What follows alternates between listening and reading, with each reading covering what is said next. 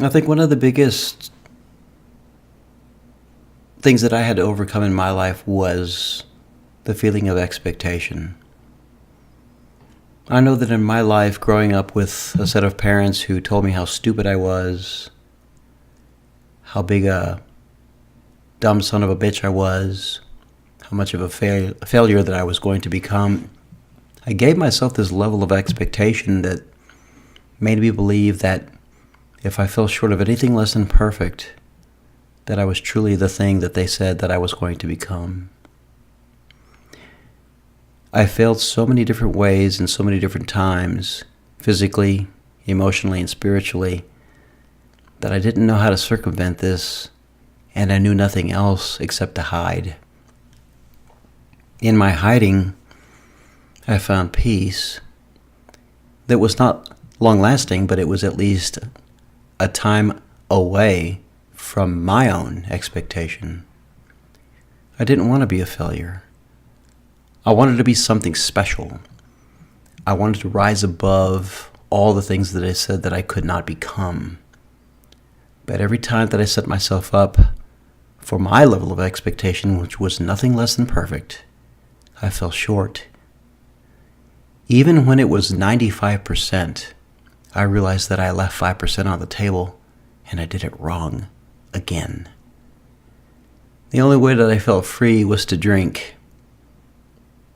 was to consume something that would allow me to escape the necessity of being perfect. When I was away in my alcoholic binge, I felt free. I felt safer. But the craziest thing about it all is it never lasted. I always came back to the same thing, my inevitable failure. And with that, I began to realize that the only way out, the absolutely only way out, was to stop the insane thought process that anything or anyone could be perfect. That was the beginning of my healing. Once I began to understand that I had to set goals, not expectations. If I set goals, I could make a list of 10 things to do and do 7. And when I stepped back at the end of the day and said, I got 7 things done, I could call myself a success. If I ever set myself up for expectation and said, I'm going to shoot a 72 on this course when I golf today, I'm not going to make one single birdie, and I'm not going to make one single bogey. And right off the bat, I'd make a double bogey and realize the day was over. I think that's a good analogy and a good example of the kinds of things that I had to do to try to better understand myself. I'll never forget playing golf one day at Tennyson Golf Club in Dallas, Texas, about 5 years ago. I set out to have fun. That was my goal, just have fun. The first 3 holes, I made par. The 4th hole, I made a birdie. And then my wife called, and I made a double bogey.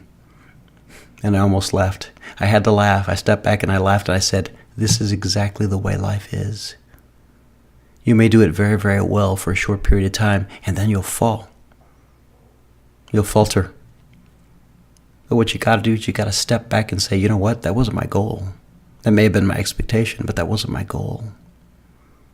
And just as soon as I step back and I realize I'm going to mess it up, I teed it up again and I made another bogey.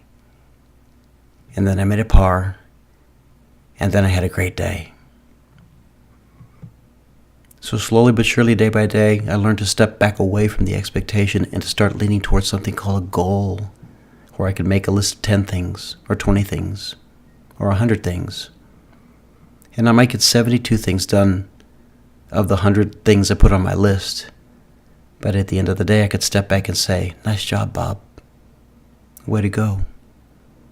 I didn't feel stupid anymore. I felt successful.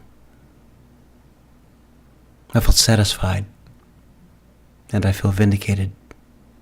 And I didn't need to drink anymore.